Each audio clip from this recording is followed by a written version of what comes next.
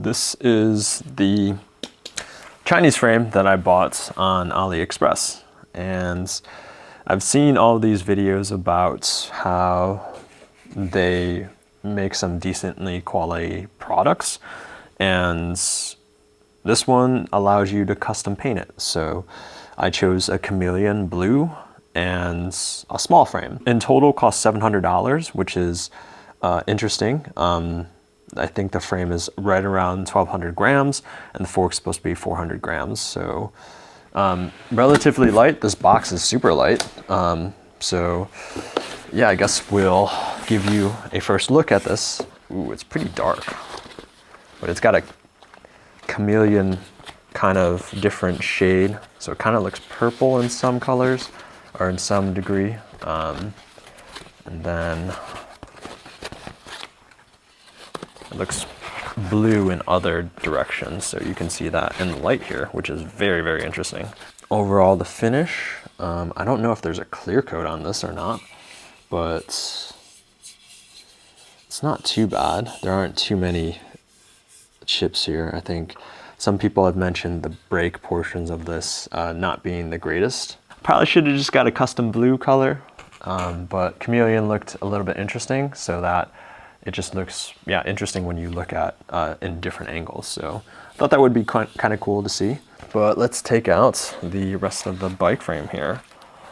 So it looks like, so they definitely could have done a better job packaging this, because I imagine you can get some cracks and whatnot in this. Because regardless, I don't think I can return this.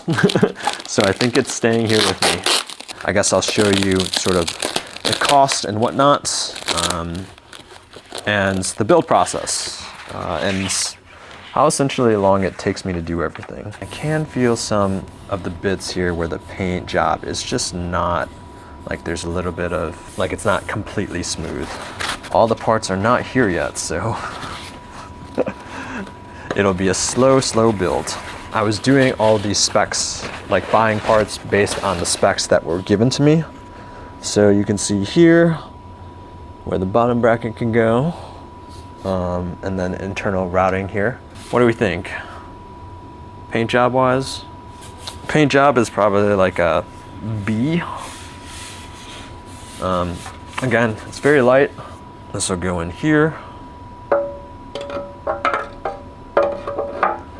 And that's essentially what the bike will look like. I don't want to say it's like not my favorite. I haven't seen it in the sun yet, and the bike isn't put together. So once I put everything together, we should get a little bit more of an idea of if I like it or not. We got a internal cable routing here for changing, or for the shifters, for the derailleur. Don't have to use that one. We'll likely have to get some grommets to fill these holes.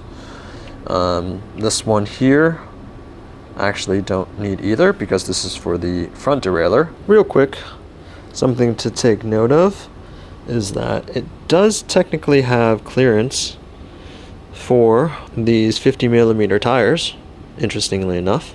Yeah, so looking at that clearance, I just modified this a bit so that we can see how much clearance we got on this frame. So it says it can clear 47, so it can clear a little bit more. So that's good to be able to see.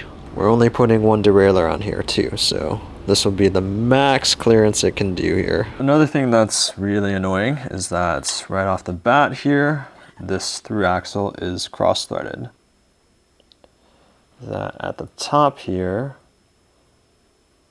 this is already cross-threaded, so it's really unfortunate. I'll have to see if in my tap and die to see if I have this size. We'll bring it up to them and see what happens, because this happened to me. Like, it's pretty easy to do this in my opinion. I did have the tool that I needed. You can see this is a lot different than what it was before. So now, I did a video on this before, but on my through axle, but I've tapped this one. Now I'm backing it out fully. You need to be careful with the metal shards that it takes off, because they're super sharp and you don't want to poke yourself with it. So we also added some cutting fluid on there too, so that it would be a bit easier to cut through.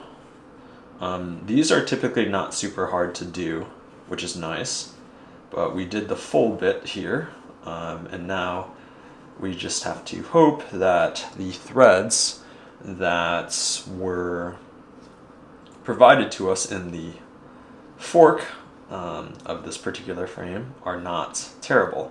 If they are, you can see all the shard bits there. So we're going to clean that out for next time. Probably don't need to do all of them. This one actually seemed like it needed quite a bit of help here. So we'll grab our fork and see counterclockwise until we hear that. You can hear that, right? Right there. Then we'll start spinning it in. Yeah, it seems like we're gonna have to tap this too. That sucks. I'm gonna have to tap these too because the threads are not good. We have our M12 1.5 thread here, so that matches this bit here. So we're gonna come in from this way. I wanna make it as easy as to cut as possible. You can actually put some fluid on here too, just in case. So basically same way, anti-clockwise until it kind of clicks in. Want to make sure this is as straight as possible too, so that's the other thing, is it needs to be straight. Give you a bit of a better angle.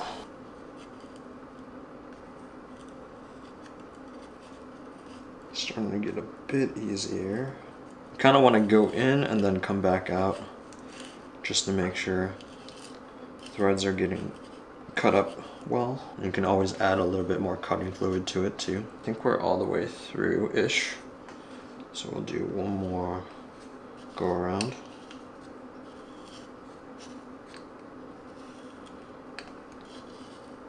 Okay, that is our material that we've added. And then we'll try to wipe this off a bit. You can't really see that, but that's our new thread bits. And then we'll quickly try to thread this through. And it is a bit difficult to first thread, so let's get our tool here. And there we go. It seems like it's pretty easy going. Some parts are here. Let's check them out. So here is my custom bike build so far. I have some parts that are here, some parts that are not here, but what we're missing currently: bottom bracket, cranksets, cassettes, seat post. I think that's, oh, bar tape as well. All of this is an AliExpress build, with the exception of that arrow bar. I just wanted to make sure that it fit that, and it looks like these handlebars do. And this is a carbon bit. There is a hole in here in the middle so you can internally route fully, but the stem isn't actually like that. You can actually internally route the entire bit there, so we will have a bit of it externally routed. So I've already played around with this. All of this is AliExpress, even the tools here that I'm using. This is a bob bit that installs like the brake cables and whatnot for the hydraulic fluid bits. So there's that. And most of this will be internally routed, but there are only 2 cables for the front and rear brakes because we're using the... I've had a few videos just researching the headsets and how that gets set up. Everything that I have works fairly well, with the exception of some of the spacers here and what comes with the frame. What came with the frame actually doesn't, like, it doesn't really have all of the parts that work super well with the handlebars that I have. I kind of bypassed the internal routing portion of this because this was fairly easy and straightforward. Like, I literally just routed the hose through that and it came out here. Also, same thing with the internally routed cable here. For the rear brake, I just fished it through, not using any of the like internal wiring bits. I think from what I've read for the videos, I do want to encase this with a bit of insulation, like a insulation tube, so that it doesn't rattle around in the frame. This will be a one by setup with the Wheeltop GEX gravel group set, and it'll have 13 speeds, but again, I have 10 speed cassettes and 11 speed cassettes that I can use in case that those parts don't arrive on time. I do have a chain here from eBay. I don't know, like, we'll see if it's any good or not. And I'll also leave the links and then weigh the bike at the end. Some parts are heavy, some parts are light. The frame in general, I think, is 1,200 grams. And the fork is like 300 or 400 grams. So overall, like, the frame set is supposed to be like mid-tier weight-wise. So I think this will end up being around 19-ish pounds in total, depending on what wheel set I put on this. And yeah, I think everything looks okay. I'm a little bit terrified of the frame because it's just like, just looking at it, there don't seem to be any issues per se.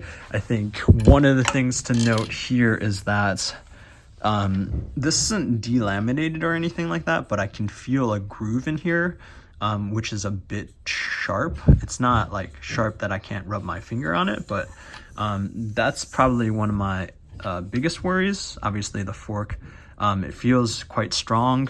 The other thing is that handlebars, these are very, very light, and they're hollow throughout the entire bit. So never had gravel handlebars that were carbon before, so that'll be a bit of a new. The first technical issue is the wheel top shifters. It is hard to peel back the rubber bits. Like on the Shimano bits here, this is really easy to work with and to peel it back. The wheel top ones are just really difficult to, for some reason. And that's been shown on many videos, so I'm curious to see. I have those outside in the 80 to 90 degree heat right now, to hopefully make it easier to peel back. We'll see after a few hours being out there if it's easier to peel back or not. Some more goodies from China. Everything is out of the box, and I have everything that I need to build 99% of the bike. The only thing that I'm missing is just a little add-on that I purchased more recently. The bottom bracket came with these in them. I'm not sure if this is meant to be spacers or something like that. We have these. And then brake bleeding, cutting the stem, different things like that, making sure that everything works well together and fits is the main part. The headsets, bearings, making sure that they fit properly in there and with all the spacings. I do need to cut this, which is a spacer as well, or a top cap for the top of the steerer there. I was able to peel these back. These are the Wheeltop GEX, which honestly, they are essentially the TX, but the only difference is that the rear derailleur is different, and it doesn't have a front derailleur. Cassettes, that's a 11 to 50 cassettes. So we have a 48 millimeter or 48 tooth front chainring, and this will be a 1x. This is all aluminum, I believe, and bar tape, seat post. So carbon fiber, carbon fiber, carbon fiber, carbon fiber, aluminum. With the brake hoses, so with these, it seems that they come pre-filled mineral oils. So we have this tool to put on the bobs, also from China, making sure all of these, this actually has specs for tightening, so that's nice. I won't take you step by step through everything, but I will try to show you on parts where there are issues, maybe misalignments, different things like that, or tools and tips. I guess show you along parts that are typically not very well detailed. Probably the stem portion of this. There's the stem portion here that needs to be tightened. It pushes out this way to keep this in place. So there's a bit to remove this and to make sure that it's tight. I have marked here where I think I might cut, and then we'll spray that down and use a saw with some cutting oil to make sure like the carbon fiber does not go everywhere and we don't breathe that in. We should probably make some progress here and I should stop talking. Bottom bracket fits. It looks like the only issue is that I don't have enough teeth with this tool that I have to fit around this. So this one's 46, I believe, and this needs to be one more tooth more, seemingly. And then we'll try to fit this on and screw this in to make sure that the teeth hang on here. This did not come with specs on it, so it's kind of just like use your common sense. This has 3 bolts into it, looks like. And this is a T25 torque bit here, it seems. So we're gonna tighten this up here, get these on, and then put that through just to make sure that this is the right width when we put it through. That's also something to note. Carbon fiber frames, don't like use as many torque specs as you can or ask the internet. All these specs and what have you can probably be found online. If not, use caution and tighten everything up to a fair amount and then ride it around just in the neighborhood, wear a helmet and test it out just to make sure that it's safe. We'll be using a great amount of caution when using these parts. Everything seems pretty high quality, I think, with the exception of like the slight fitment issues here with the spacers on the head tube and these Wheeltop, these bits being really hard to rip back so that I can get to the bleeder valve and even to the tightening bolts around the handlebars. Pretty big issue. The fitment here for this crankset is too wide for this frame. So I'm not sure how this happened because all of the sizing aspects of this are supposed to be the same. Like the T47 bracket is the same width that this is supposed to be rated for. This came with like a bunch of spacers and this little kind of black crush nut kind of bit, and that's still not enough.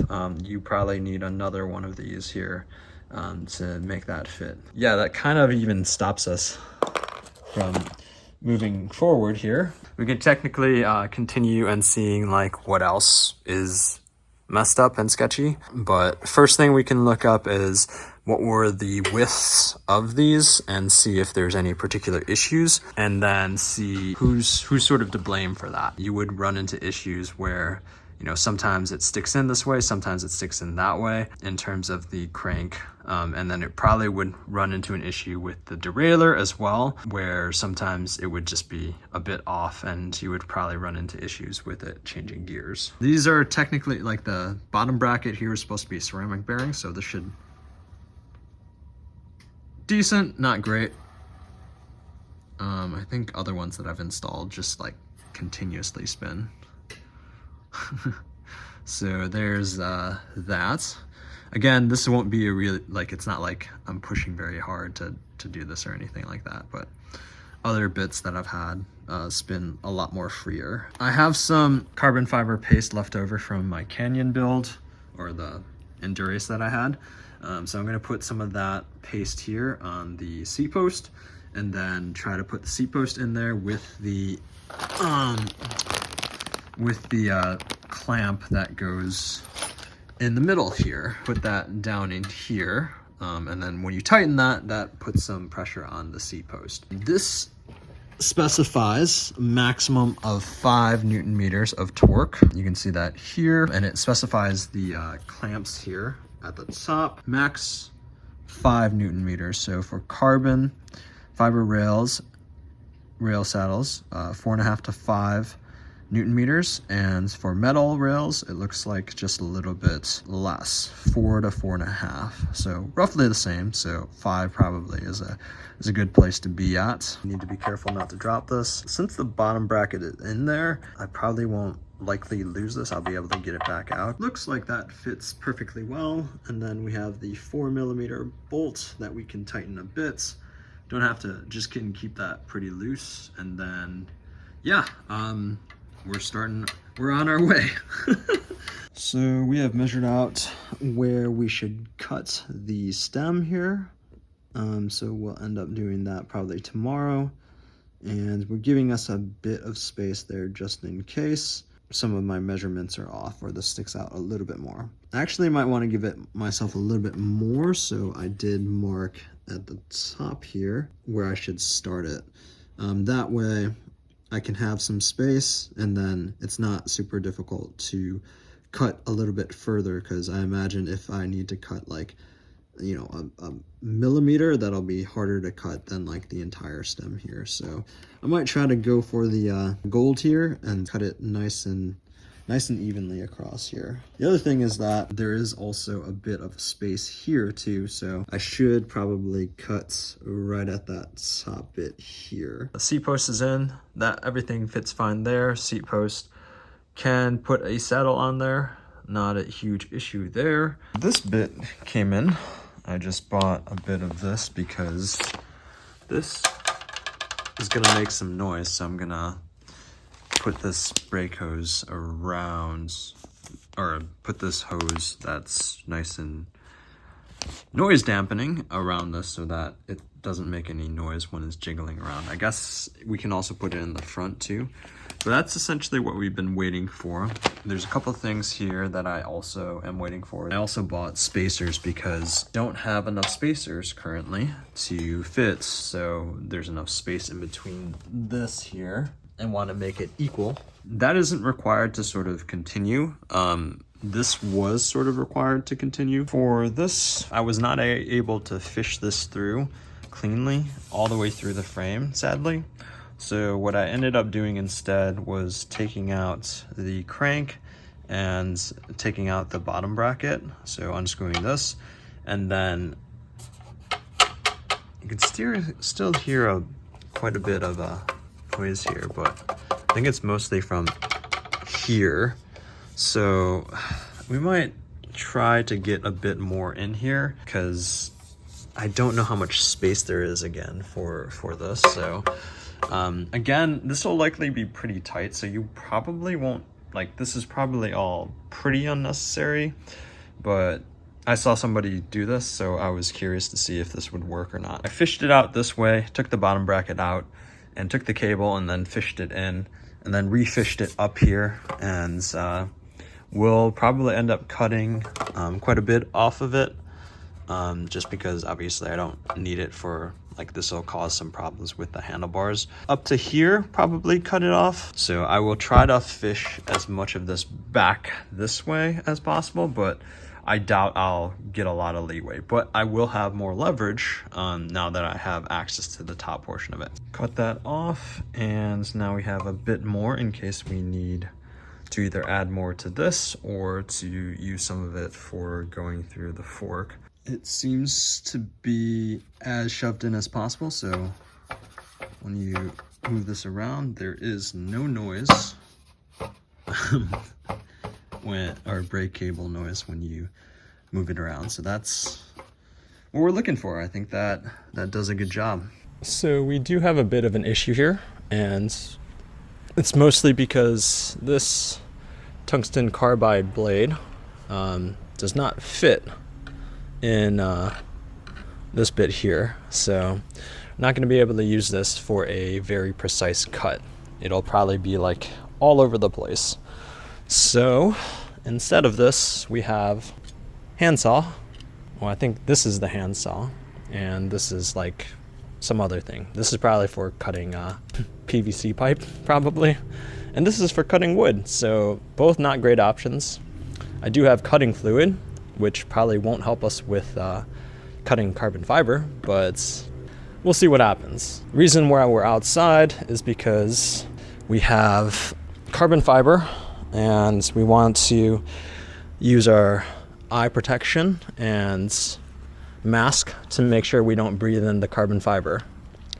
So there's that. We have sandpaper as well. We can sand off the bits here to make it nice and smooth. And put some cutting oil on everything here. I'm not sure if I want to get this started here with this, but you want to put this on the saw blade, And then you also want to put it on the actual material that you're cutting to, so a little bit on here. We'll use that to get started and see how we do here. Oh, that is not going to be easy to hold still. So the cutting liquid is supposed to help us. Not easy to hold still at all. Need like extra vice grips here. Oh, we got a little cut. Sorry, the cutting liquid will help us with the fibers not going everywhere. So we'll put some on this puppy and see if we can get this started here. This one I think is a little bit sharper. Maybe I should put this up against here and have something to actually push this against.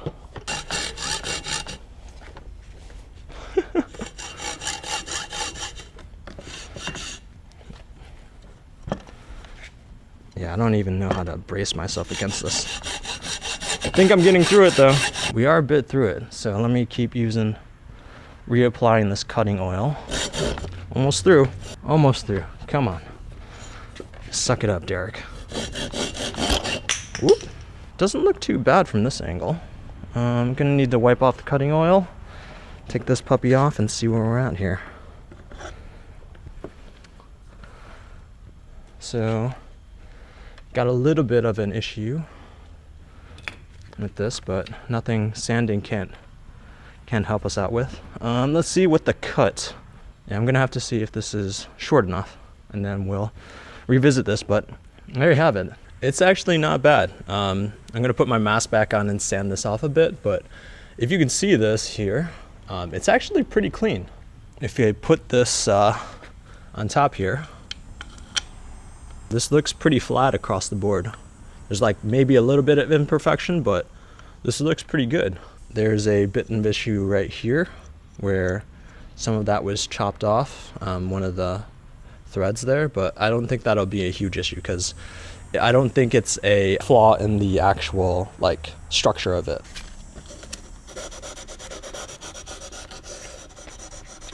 It's not perfect, but I think this is pretty good. Pretty smooth across the board. Not really any sharp edges, so yeah, let's move on. So that is in, and then we want to put the spacers in here. That's looking pretty decent. Let's see what it looks like with this on top here. Oh, it looks pretty good. Oh, it's just a little bit, it's a little bit long. Where's my, oh, well, I got, oh, yeah, it's quite a bit long. There's this here. I'll put this on here and tighten this up. Yeah, it's long by like 2-3 millimeters. Thinking 3 millimeters on the longer side there. If we put this top hat on here, you can see a little bit long. I don't hate that though. I mean, we wanted to go long versus short. If we were too short, then that would be a problem. But we are a bit long, and I'm okay with that for right now. I've heard mixture of stories on how much lubrication you should put on these, but I'm gonna be fairly liberal with this. So the way that this works is that these should be like, there's an up and a down, so like there's a little bit of shape here for this. So at the bottom, for this particular frame, it'll be like this. This is a spanner to protect I think the bottom of the fork here. So we'll put some bike grease, all-purpose bike grease on here. We just have muck off bike grease. It smells nice and it's pink. So, and then this will work this way where it's flipped over and facing downwards this way. So that'll be on the top here like this. And then this at the top here will fit flush like this, flat. So this will be like that spacer bit. This will be what your spacers and what have you sit on top of at the top. It'll be like this. I'm gonna go ahead and start lubricating this. Again, this is to make it water sealed. You don't want any water entering here, but you also don't want water to sit here too. Rub that a bit with our fingers here. Get a little bit dirty. And then we will go ahead and put this bit on here. You can also put lubrication on here too. And this is a bit of a spanner, so there's a little bit of spacing here. So this will go right on top and then space out. Don't really need to put it through this, but.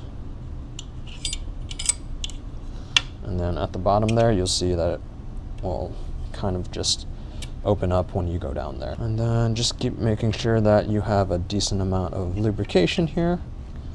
Put a little bit more on top here.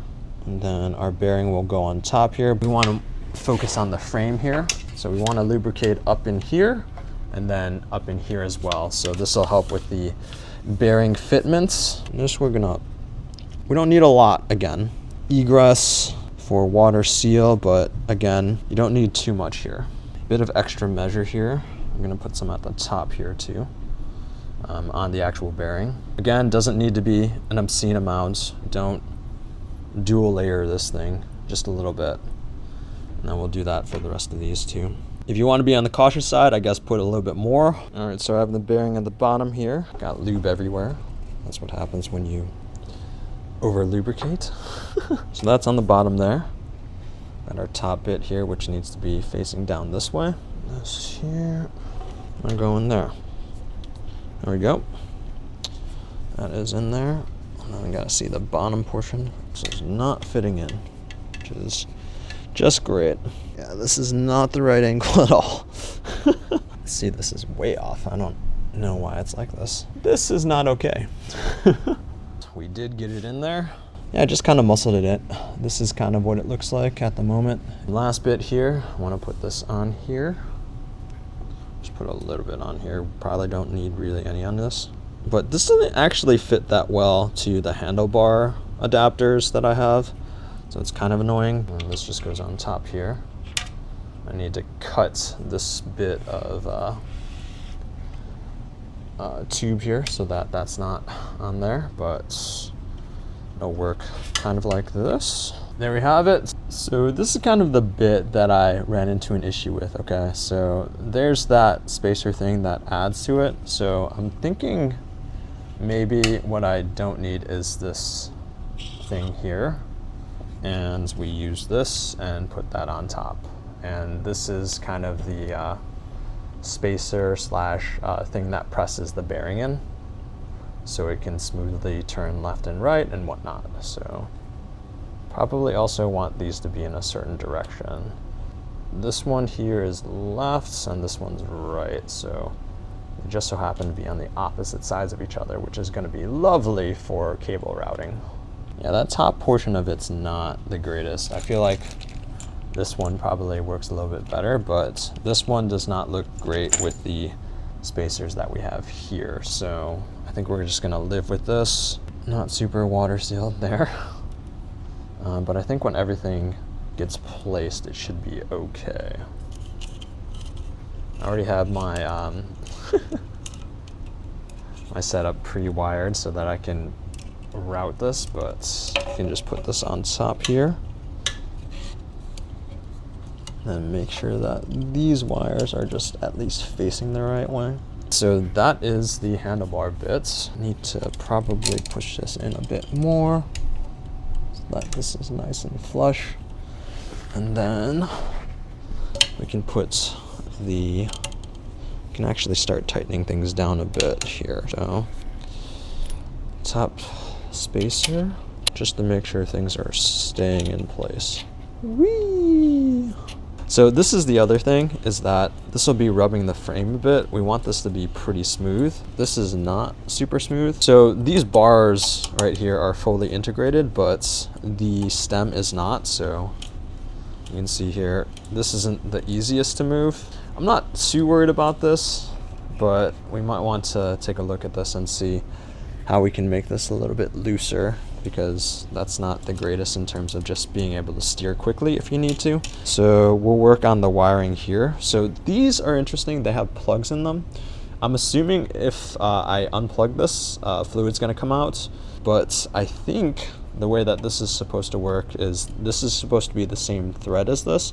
So I thread this in here and then try to pull this out this way for the internal routing. This looks pretty good. It's pretty light at the moment, obviously, because no cranks, no wheels, No brake rotors. A lot of parts missing. There are kind of two different ways I can do this routing. One is just pray and shoot this through.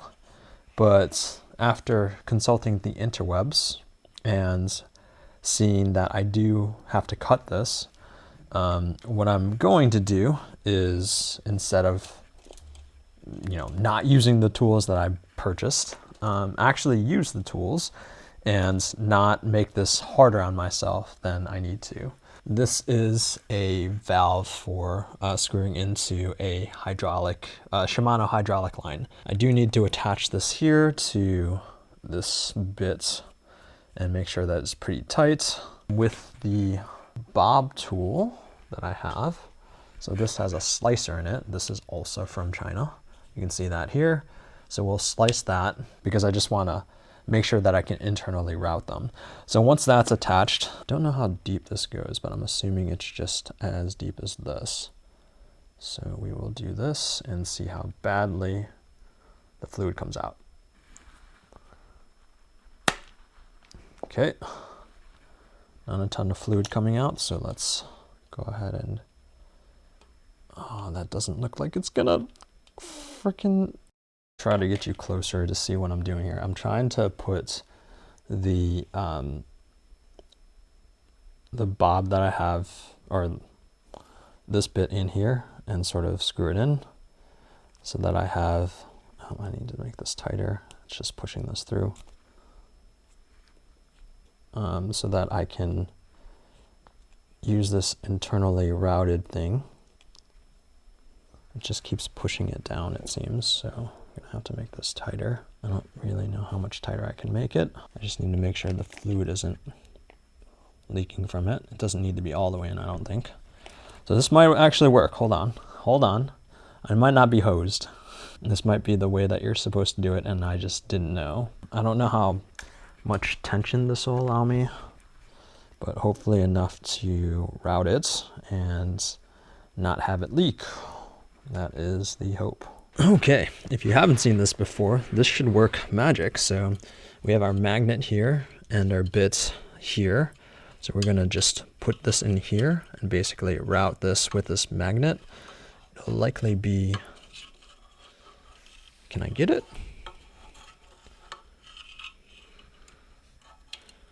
There we go. And then it should come out right here. Well, this is going to be easier than what I would be going through. There we go. We got it through, guys. Okay. So now that we have this through, we should be able to route this brake hose, and hopefully I'm still on the correct side. And then instead of this being heartbreaking, this will be nice and easy to pull through. Hopefully this cable stays in, so let's take you for the ride here. And this should make quick work of this. Hey, there we go. Brake hose out. There we go. That's quick work of that, right? Now that we have this routed through, I put the handlebars on. We'll likely try to cut the line right around here-ish. We'll cut this. We will use the bob tool to place. So we're basically trying to be facing this up because I imagine some fluid will come out as well. And then we'll use this tool, put one of these little metal things in there. Is basically what I did here with tightening this up and then trying to push this through. Try to screw this in, and this will essentially give us the tight fits, and this will crush 6 to 8 Newton meters, which I don't have a tool for that, so we'll have to guesstimate that. This copper bit will crush, and then it'll create a tight seal. Once we're confirmed that there is no leaking, we should be able to actually press. There is a spacer back there so that if we do crush it, it'll crush the plastic bit. So we'll receive some force back with this. We'll wait for the wheels and tires to be back there before we actually test that out. And then we can actually see if we'll need to do a bleed or not. And I'm not being super precise here. I'm just estimating what we need and giving it a little bit of leeway there. So we're trying to record this and also do this at the same time is pain in my butt. So we've clipped it. I'm gonna tighten this up a bit more and then start pushing this in here. Doesn't look like it's putting a bunch of resistance, so that's good. That's as far as we can go in there. So I need to push this out more, almost all the way in. Brake fluid coming out, so that's no fun. We are in. It would be so awesome if I can get this ratcheting bit on there. There's some. Okay, let's work quick, Derrick. Let this go.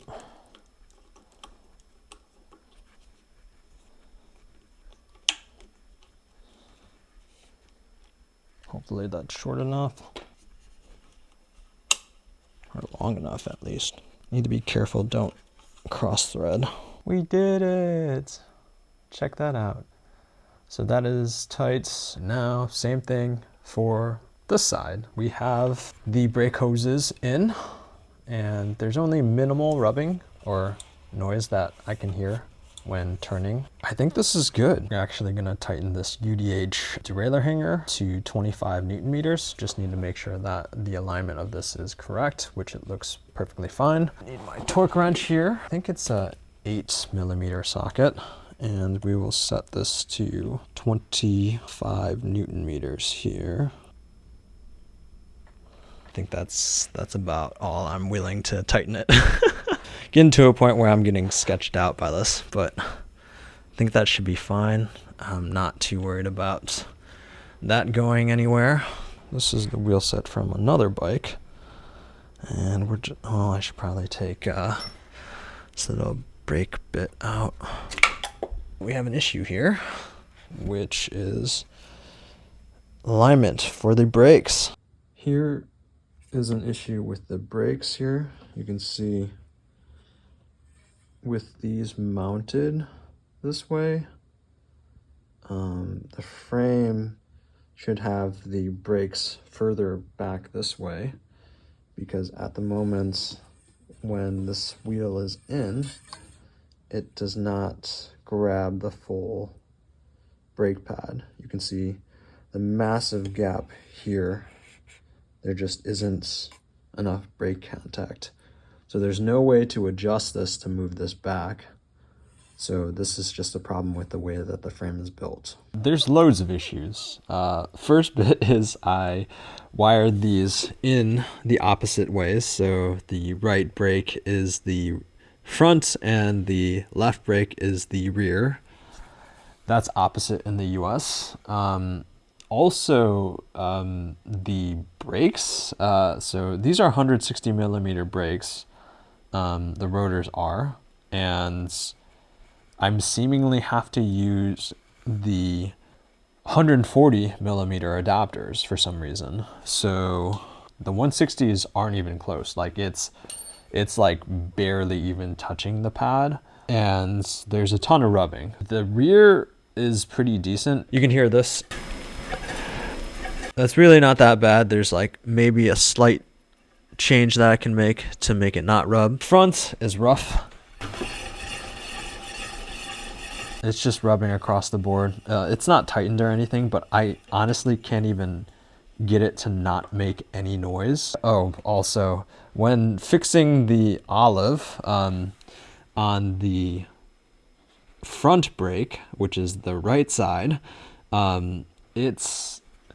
was not fully seated, so it just bled brake fluid, you know, it didn't shoot it out, but it was just bleeding it through the brake hose. So I redid the olive because basically what I looked up is that when this happens, you typically are making the brake hose too short. So again, in my, I don't want to say urgency, because I was really trying to give it some leeway. So I guess for this, you know, you really just want to cut it longer rather than shorter. You'd rather have more brake cable than less.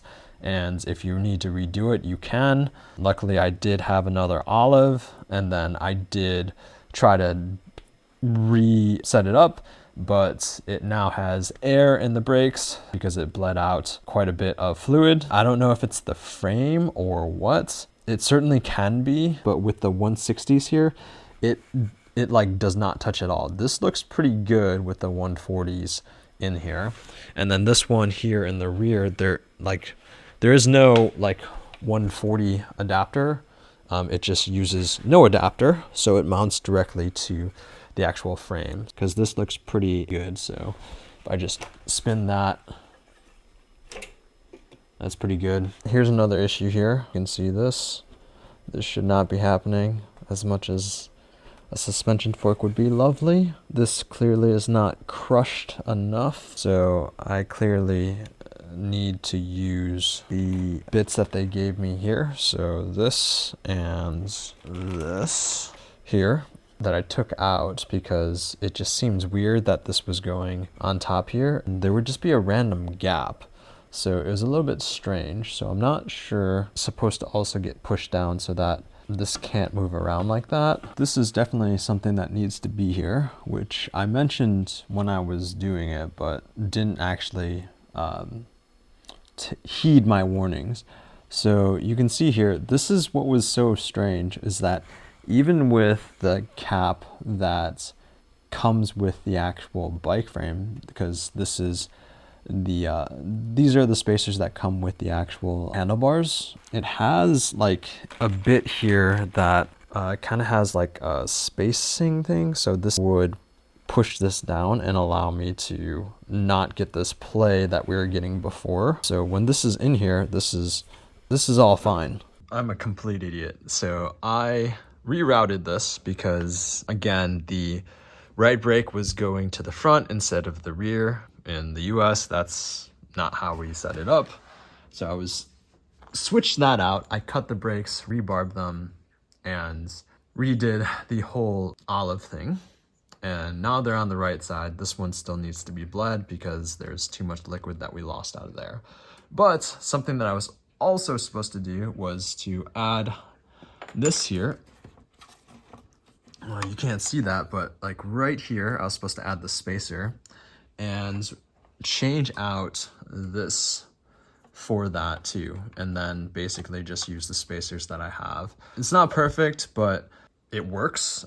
I just completely forgot because I was like, yes, I got the brakes. Finally got our lovely bottom bracket tool from China, and torquing bottom bracket, because it's a carbon frame, T47 bracket, 40 Newton meters. Oh, I totally just... I just stripped that. Not good. Oh, it is stripping, look.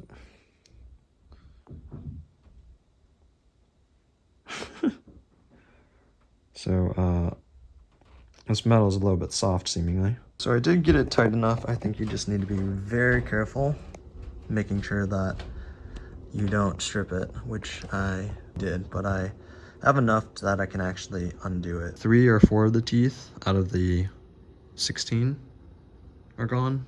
Not gone, but not great. Crankset is on. I have 2 spacers here. There's a 3mm and a 1mm, and then the wave spacer, I guess was what they call it. And then there's a 2mm one on this side. You can barely see it. I kind of measured with just like an Allen key, like how much space I have on this bike here. And this is pretty close within the realm here. We took a lot of steps back, but we now have the cable here on the right for the rear and the one on the left here, so we don't have to strain so much to get this set up. So now we will route it through the right thing and then also put in the spacer that crushes this to make this align so that this doesn't move. And then we will move forward. This is what I meant by not having that space here. There's a little bit, but that's mostly just because of the wiring bits. But you can smush this down real good to get really no gap here. So And this will also protect the bearings from getting wet too. There are some space to fill in here, but that's really not that big of an issue.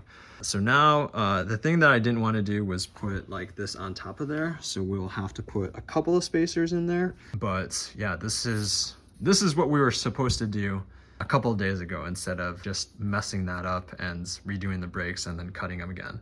So this is cutting them for a third time, I think. This is kind of what I meant by it not being perfect. This isn't flush. So after we do the internal cable routing, we can take this off here. Sometimes this actually needs pliers. Sometimes this actually needs pliers, but sometimes you can actually just use your fingers. But I'm pretty sure my fingers are getting really roughed up from this, but there we go. Next thing that we have to do is barb in the actual brake hose. So we have a tool for that specifically. You can hammer this in too, but I would just buy a cheap tool to use. This is the tool. So you slide this open here, and then you position the barb over here. First you tighten the cable bits right here, so we can tighten that. You can tighten it here to make it stop, but it really, like, you're gonna have some cable sticking out. So tighten that pretty tight, not to compress the thing. And this is all plastic, so it doesn't need to be like super, super tight. And you can always adjust it too. So here we have the barb, and then there's a little needle bits here. You can slowly wind this down until it gets to the tip of the wire, brake wire here. So you can see that. And we just need to give it a little bit more so that it gets closer, so that it actually stays. Okay, we're right at that tip. So once you're in there, you can feel that it kind of goes in, so it's stuck right there. And then you can just twist it. And then you want to twist it until it finally gets in the actual entire brake wire. And it'll snap too, so you'll hear it. So that was the little snap bit. So there you have your barb in your actual brake hose. And then next up is the olive and your clamp here. So sometimes you have to put the this on here before the actual barb in there, but this is how it works. You put the olive in there, and then essentially you want to aim this in here. Sometimes this is difficult to aim in here, so what you might want to do is actually unhook this from the bars. I find it easier to get the right angle. I actually did it with this side, so I might end up doing that as well here. But what you want to do is you essentially aim this, well, you take out this hose here. You want to make sure you're not pressing this, but you basically force this cable, and you want to make sure this isn't too short. You want to make sure this is in as far into this brake out or this shifter as possible while you're tightening this, because essentially this olive clamps down on brake hose so that you can change the fluid bit. So it clamps it down so that it's a tight seal, and that this is essentially just regulating. You'll know really quick once you screw this all the way in. I think this is 6 Newton meters. If you did it correctly, because if you press this, you'll see brake fluid come out of this, kind of out of the brake hose down here. You don't want that to happen. And if it's soft and it doesn't get hard, you know that there's either air in the system or you're leaking brake fluid somewhere. So it could be down here too if you're doing that as well. Not bad, not bad. Everything is wired. I have not pressed the brakes yet. I mean, I'm not terrified, but I do have to bleed this one on the right here at the very least. It's possible I have to bleed the left one too.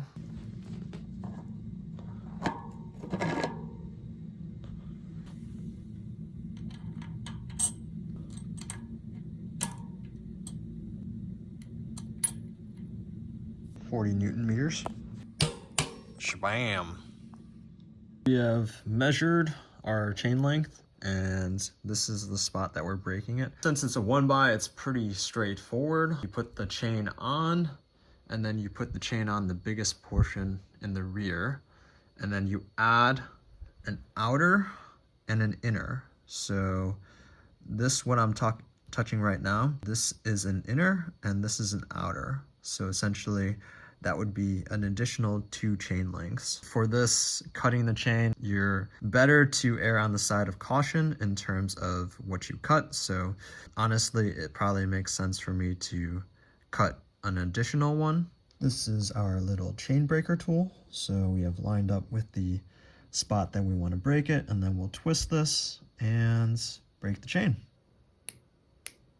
My God, I swear nothing in this project is going right. So that bit is there, but you can see this is bent as frick. So this is not going to work. I have to break this further down. Today might be my lucky day. I actually broke it too long, so the quick release bit that fits together here needs to put this here, so where I broke it doesn't really work, so I need to break it here. So luckily I broke it in the wrong spot. There we go. That is not bent, so that is good. It says 8 to 10 Newton meters. 8 to 10 Newton meters. 10. Okay. Derailleur on. There. I heard it. It's in. For these bits here, they do have to align a specific way to actually get in here. So that is good because you'll likely not drop your chain, but I think I need to spin this around just a little bit so I can make it work. So I had to take out this cover. There's this 1mm bit To get to the clutch. So you can unscrew that a bit so that it gives a little bit of tension away. And then I had to go to this and take out the pulley wheel so that you can see now it's fitting all the way around. Oh, it spins.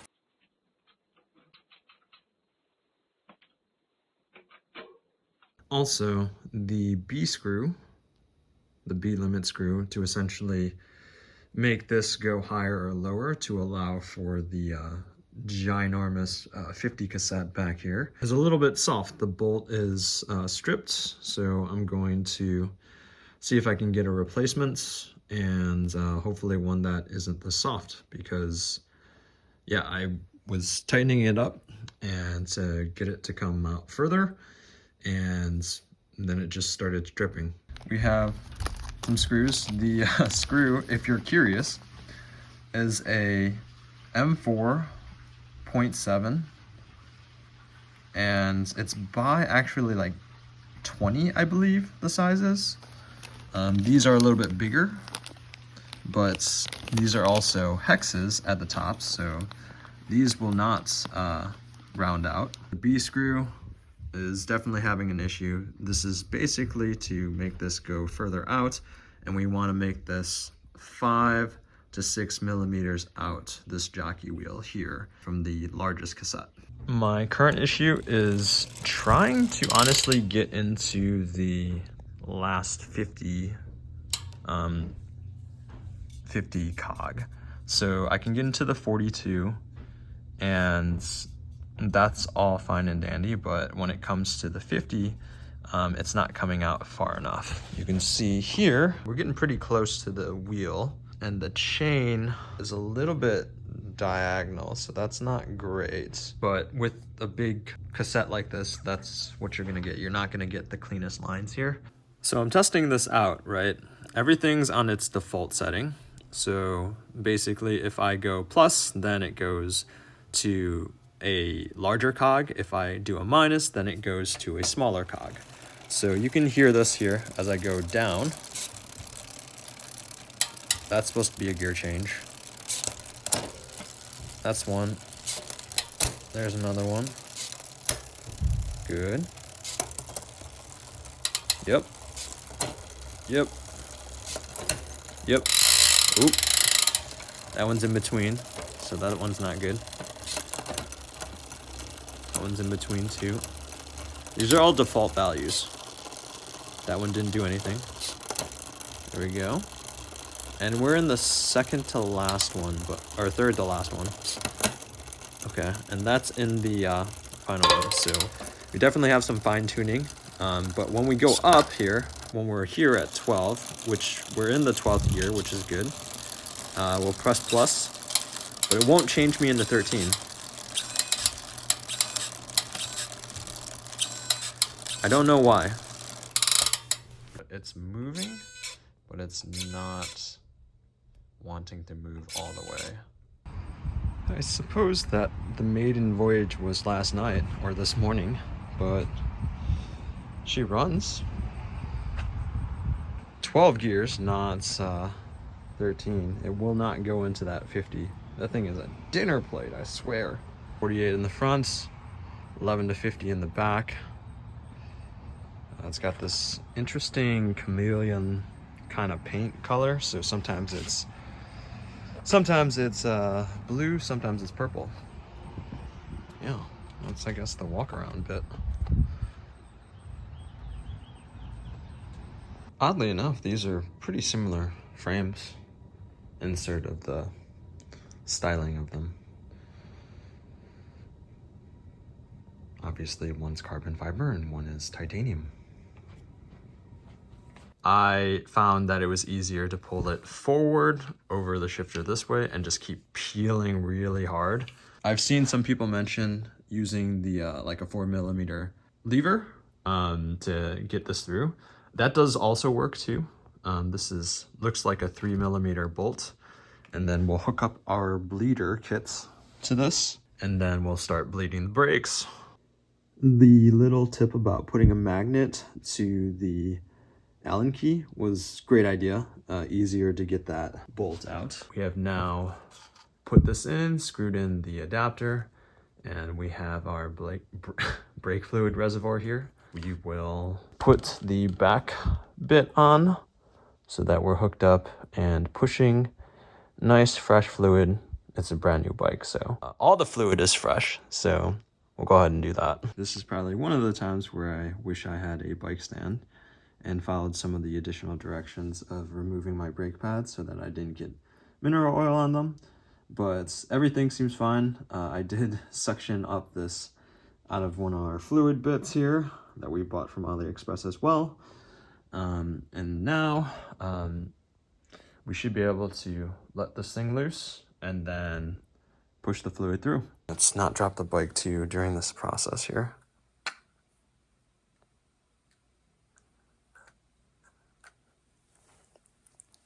Okay, and now we will push the fluid upwards.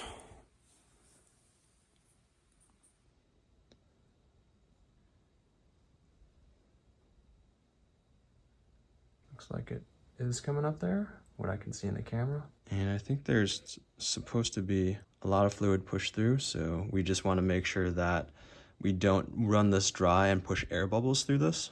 So the fluid is there. Since we know that fluid is through the entire system, we can remove this, cap that back off and wipe that down, and then come back up here and suck some of the air bubbles out of here that might be in there. I also want to remove this spacer here. I looked at our Shimano counterpart here, and the crankset is still a little bit closer, so I think alignment wise we can still get this a little bit better. So this bit is a little bit different. Not all cranksets are built like this. This is definitely not something that I'm used to. There are 3 bolts here, and then I had to put 3, like this is I think 6mm of spacing plus one of these wave bolts, so that's essentially like 10mm.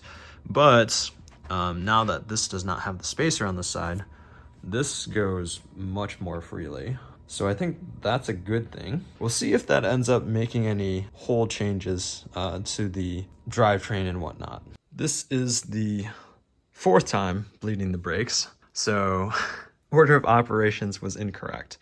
So what I have to do is take out this little bit here, 2mm.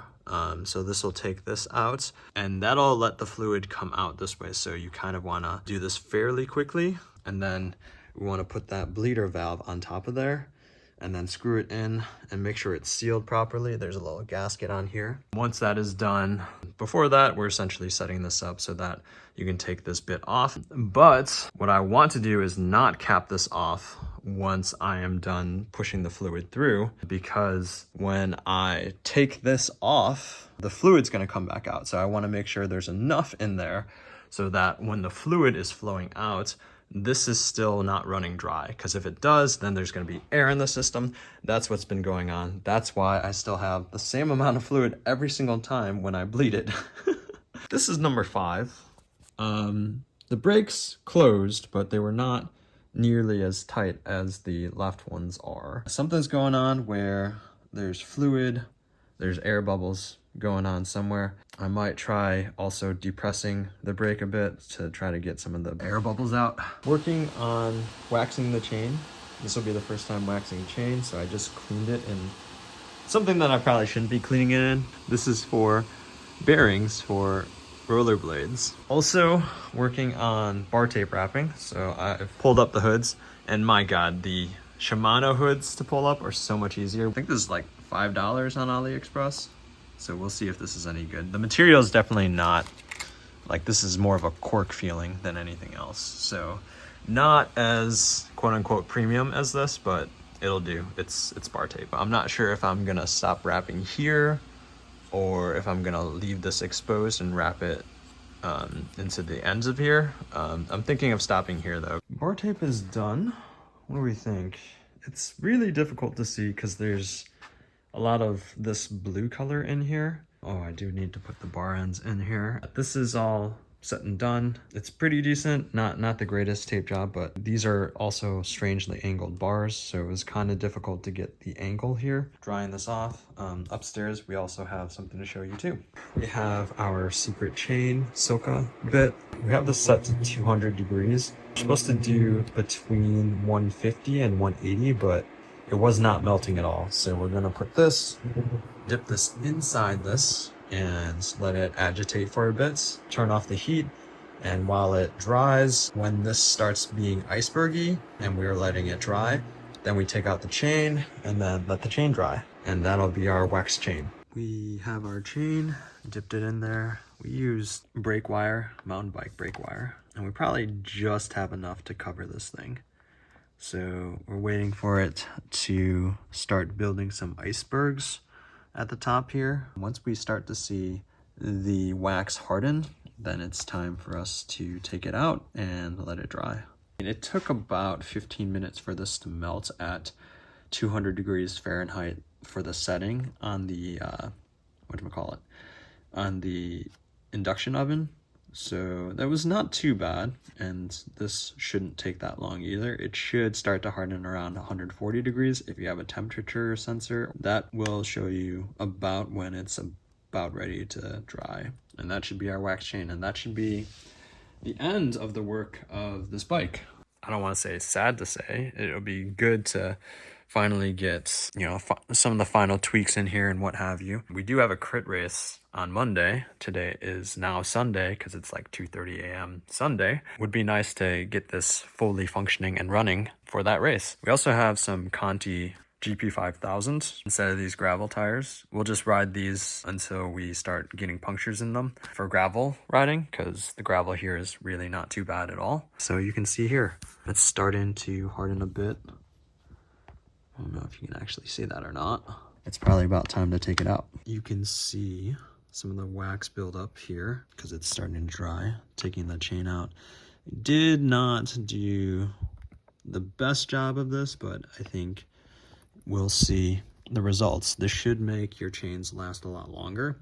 And I guess what some of the Silka reps have said, not sponsored or anything like that, is that you can just create or have 2 chains and use one for like outside or inside or what have you, and then while that's done, like while you're using it, you can clean and do the maintenance for the other one. So kind of a good idea just to make the chains last longer. Chain should last a very, very long time if you do waxing. So we're gonna try to do this. I mean, we have like 500 grams of this, so we'll try to use this, and if other people want their chains waxed, like I think my friend Cal would love to have his chain waxed just because he uses his bike so often. Everything you watch here, just take it with a grain of salt because I'm not a pro by any means, and you take liability for all the stupid crap that you do and all the stupid crap that I do, apparently. The unofficial scales are at 146.5. This is with everything on there, so 168. So that's 21 and a half. Yeah, 21 and a half. So I've been bleeding this thing, and it just keeps sounding like there's air coming out. And here is the culprit right here. This is cracked. You can see right here, hairline fracture bit right there. Let's zoom in a little bit here. Right there. Right here. Yeah.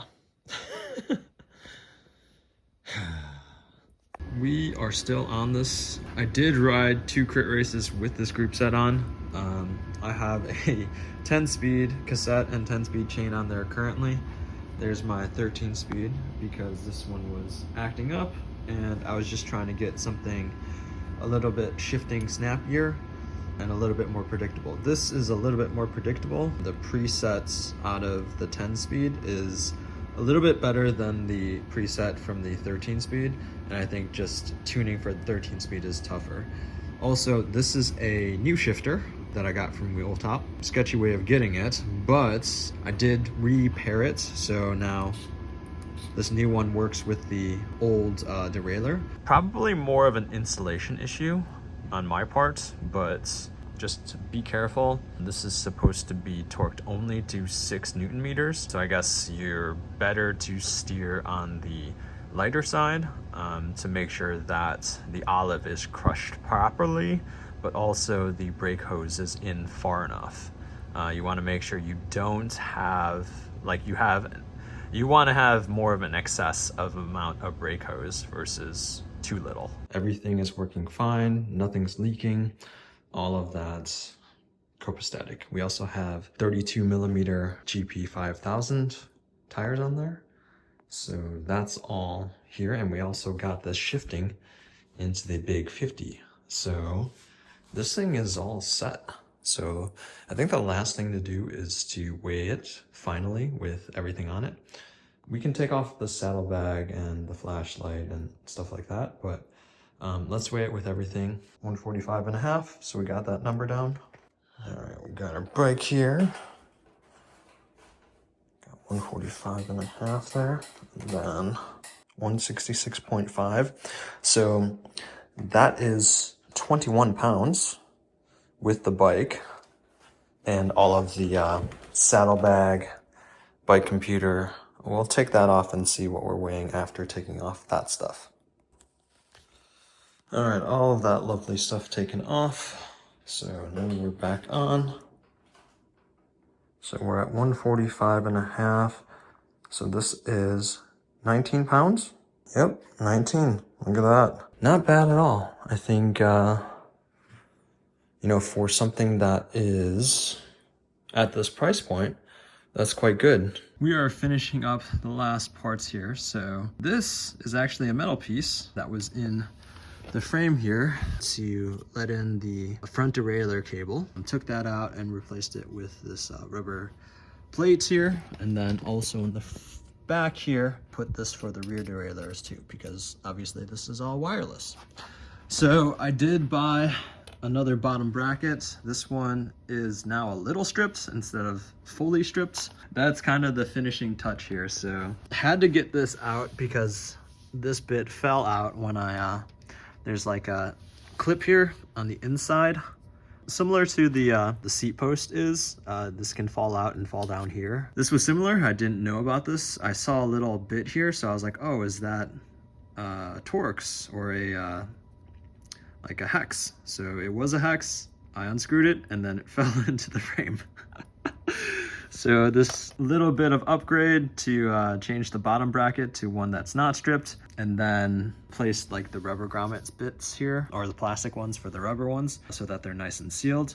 That is essentially it for this. There is like this tuning bit This is like 90% good. It does have some issues, like I think in 7th or 8th gear, but I was able to actually change this with the help of some tech person that apparently is in like Amsterdam or something like that. They gave me a WhatsApp number and had me chat with him there. And he just told me one of these screws, and then, so here, let me actually show you this. This screw here, you can see is a tensioner screw. So we twisted that a couple times, and then I was suddenly able to get into the 50 tooth cassette. So once I did that, everything was good. And then I tuned it, and everything's pretty good. I think there's 1 or 2 gears that are like almost there, but pretty good. I'll show you a breakdown of everything cost-wise and whatnot. Overall, I think it's a pretty neat project, but I just wouldn't trust some of these parts here in terms of safety. So my opinion for people would just be buy some Canyon, buy a titanium bike or something like that. I honestly would have kept the titanium bike if this didn't chip. The wireless bit is a little bit finicky again. I'll do a separate review on the Wheeltop Groupset, but everything else seemed to work fine. Huge learning experience. So if you're not willing to learn, then don't do it. But yeah, with that said, let me know in the comments what you think, and we'll see you in the next video. Thank you for watching.